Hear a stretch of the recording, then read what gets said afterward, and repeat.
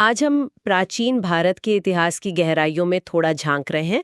हमारे पास कुछ स्रोत हैं प्राचीन भारत का गौरवशाली इतिहास से जुड़े हुए, और कोशिश ये है कि हजारों सालों में फैले इस विशाल इतिहास के कुछ खास, कुछ अहम पहलुओं को समझें। बिल्कुल।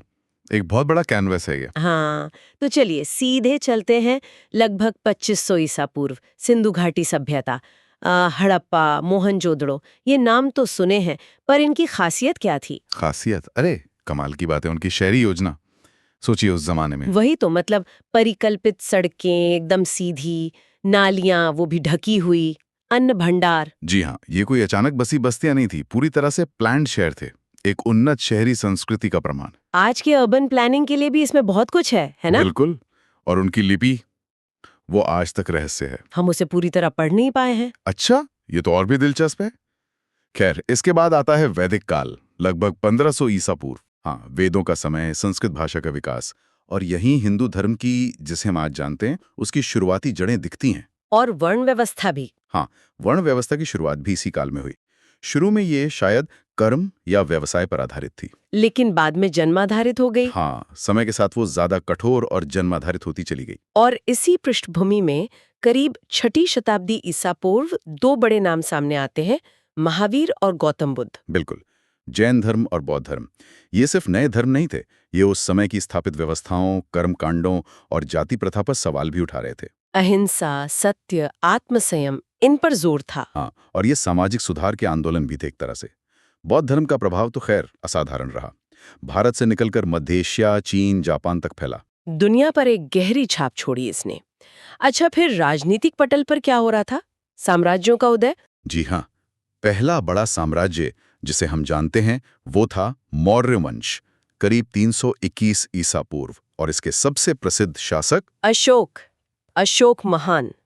कलिंग युद्ध के बाद उनका जो हृदय परिवर्तन हुआ। वो एक निर्णायक मोड़ था। कलिंग की हिंसा ने उन्हें झकझोर दिया। फिर उन्होंने बौद्ध धर्म अपनाया, और सिर्फ अपनाया नहीं, उसे अपने शासन का आधार बनाया। शांति, धर्म, यानी नैतिकता का प्रचार। बिल्कुल। उन्होंने पूरे साम्राज्य में शिलालेख लगवाए।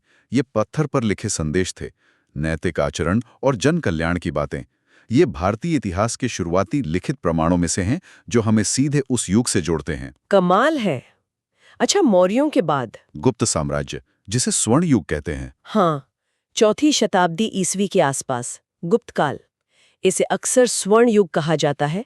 कला, विज्ञान, साहित्य में जो उन्नति हुई उसके कारण। जैसे कालिदास की रचनाएं। हाँ, और विज्ञान में आर्यभट्ट, खगोल विज्ञान, गणित, और सबसे बड़ी बात, शून्य की अवधारणा। शून्य, ये तो दुनिया को भारत की बहुत बड़ी देन है। यकीनन चिकित्सा में सुश्रुत संहिता, भव्य मंदिरों का निर्माण भी इसी दौर में शुरू हुआ।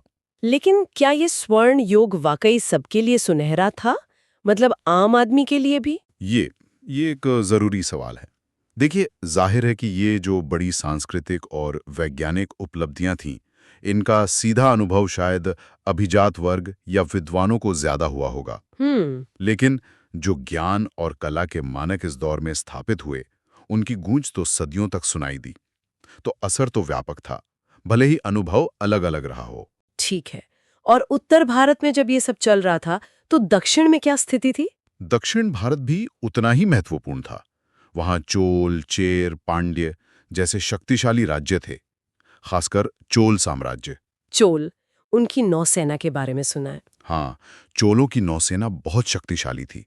उनका प्रभाव खासकर राजा राज चोल और राजेंद्र चोल के समय दक्षिण पूर्व एशिया तक फैला हुआ था। अच्छा। तंजावुर का बृहदीश्वर मंदिर, देखिए, उनकी वास्तुकला और शक्ति का प्रतीक है। तो ये दिखाता है कि प्राचीन भारत की कहानी सिर्फ उत्तर तक सीमित नहीं थी। सही बात है। व्यापार का भी जिक्र होना चाहिए। मसाले, कपड़े, रत्न। बिल्कुल। भारत अपने मसालों, बारीक कपड़ों, रत्नों के लिए दुनिया भर में मशहूर था। रोमन साम्राज्य तक यहाँ का माल जाता था। सिल्क रोड के जरिए। हाँ, रेशम मार्ग जैसे रास्ते सिर्फ व्यापार के नहीं थे, ये विचारों, धर्मों, संस्कृतियों के आदान प्रदान के भी हाईवे थे। भारत ने भी बाहरी दुनिया से सीखा और दुनिया को भी बहुत कुछ दिया। यूनानी, शक, हून, तुर्क, कई समूह आए। जी, और 8वीं सदी से इस्लाम का भी प्रभाव धीरे धीरे बढ़ा, पहले व्यापारियों के जरिए, फिर शासकों के तौर पर। भारत की खासियत ये रही कि उसने इन सब प्रभावों को कहीं ना कहीं अपने अंदर समाहित किया। अपनी पहचान बनाए रखते हुए। हाँ, अपनी मूल सांस्कृतिक पहचान को काफी हद तक बनाए रखते हुए। ये एक लचीलापन दिखाता है। और ज्ञान विज्ञान के केंद्र नालंदा, तक्षशिला, ये तो विश्वविद्यालय थे ना? बिल्कुल, ये सिर्फ मठ या धार्मिक स्कूल नहीं थे, ये मल्टीडिसिप्लिनरी लर्निंग सेंटर्स थे। दुनिया भर से छात्र आते थे। क्या क्या पढ़ाया जाता था? अरे बहुत कुछ। धर्म और दर्शन तो था ही, साथ में गणित, चिकित्सा, व्याकरण, तर्कशास्त्र, न्याय, वैशेषिक, सांख्य, वेदांत जैसे दर्शन शास्त्र। ब्रह्मांड और जीवन के गूढ़ सवाल। हाँ, उन पर गहरा चिंतन हुआ यहाँ। तो अगर हम इस पूरी बातचीत को समेटे तो प्राचीन भारत का इतिहास सिर्फ राजा महाराजाओं और उनकी लड़ाइयों का ब्यौरा नहीं है। नहीं, कतई नहीं। ये ज्ञान की एक निरंतर खोज है, सांस्कृतिक आदान प्रदान और लचीलेपन की कहानी है, कला और साहित्य की ऊंचाइयों की दास्तान है, और गहरे आध्यात्मिक और नैतिक मूल्यों की यात्रा है। धर्म, कर्म, ये सब? बिल्कुल। शून्य, योग, आयुर्वेद, दर्शन, दुनिया को यहाँ से बहुत कुछ मिला।